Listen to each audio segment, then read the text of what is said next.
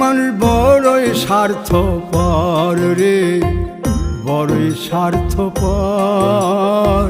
বুকের মাঝে জায়গা দিলে যতন কইরা ভাঙ্গে রে অন্তর। মানুষ বড়ই স্বার্থপর রে, বড়ই স্বার্থপর।